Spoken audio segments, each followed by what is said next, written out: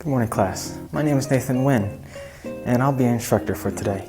Today's lecture will be in light of how objectively horrible 2020 has been. 2021 is right around the corner. I'd like us to be in a space where we can prepare for the worst, but also hope for the best in the year to come. And now, how do we get to that point, knowing full well that life is pain? Well, I actually have a solution for you. In fact, I'm willing to argue that spiritual health is just as important as mental and physical health, just completely underappreciated. Well, first off, I'd like to say that I'm not trying to feed you hogwash, and I'm definitely not trying to convert you into any certain religion. It's just that across cultures and religions, there are things that everyone can get behind, and that's what I want to get into today. Things like purpose and happiness. And in fact, spiritual health, according to a research article, peer-reviewed, that's made by Dar, Chaturvedi, and Nandan, spiritual health has three components. It has 1, self-actualization, 2, purpose and meaning, and 3, it has happiness that comes from within. And now, I think everyone can get behind wanting to exude happiness from within, or having a fruitful, meaningful life. And that's what we're going to get into. Now, how exactly do we get to that point?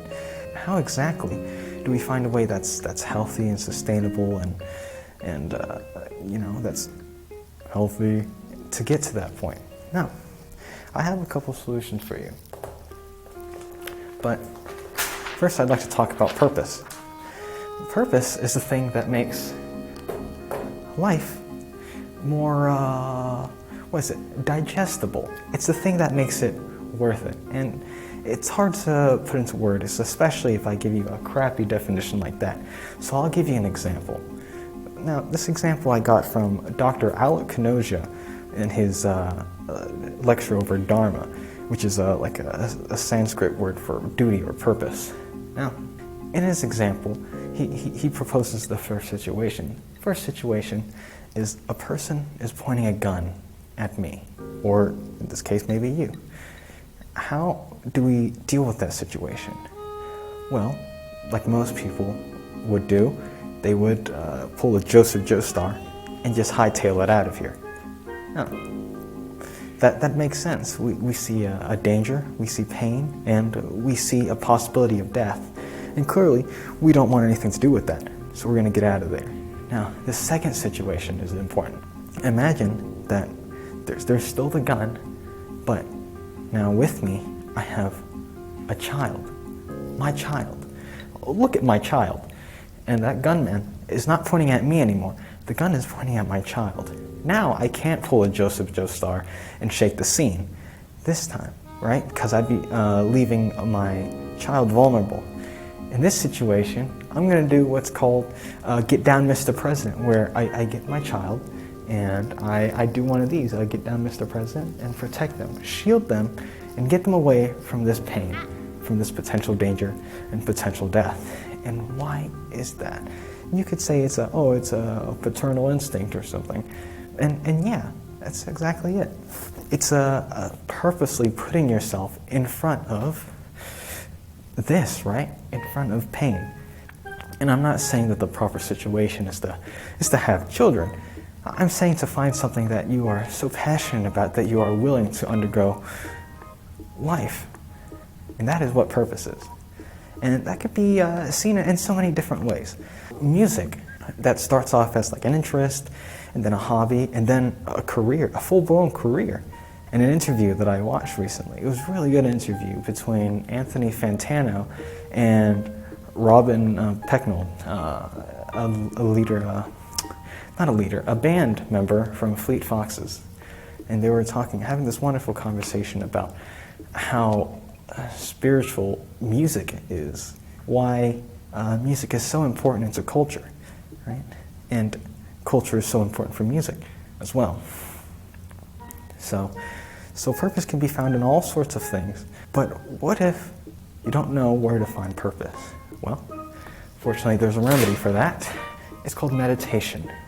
And meditation is either be able to be mindful and notice things about yourself and learn more about yourself, or it can be more attention. It could be more focusing your attention on something and trying to almost control what you're thinking about. And this thing, it's legit, because there is a study, researched, peer-reviewed, all the goodness, about a monk who was able to change the results of an EEG, an electroencephalogram, just by meditating. He was able to literally change his physiological, his mental state by meditating. So that's crazy. It's like being able to purposely put yourself in REM sleep. It's something like that. Action. Okay, I'll talk about action as well. Action is for people who thinks that meditation might not be their thing and they're not ready to try it out yet. Action is just doing stuff and trying to find something you're passionate about, right? And this summer I felt this sort of stagnation, and I started to, just for the heck of it, look into video editing, looking at trying the 7-day free trial of Premiere Pro, and just watching a ton of YouTube videos, and now I can do stuff like Baba Booey. So yeah, I don't think that this is going to be like a career changer or anything like that, but it gave me a creative outlet that I didn't know I needed in life. Now, I know I put a lot of information to you. I threw a bunch at you, so let's just recap and we can wrap it up. So, my original argument was that spiritual health is just as important as physical and mental health. It requires you to eat food and water to survive, or a working mind so that you can function as a human being, but in a way that gives that survival and that functioning a reason to exist. Spiritual health is the thing that makes life worth living. And I believe that everyone deserves to have something like this.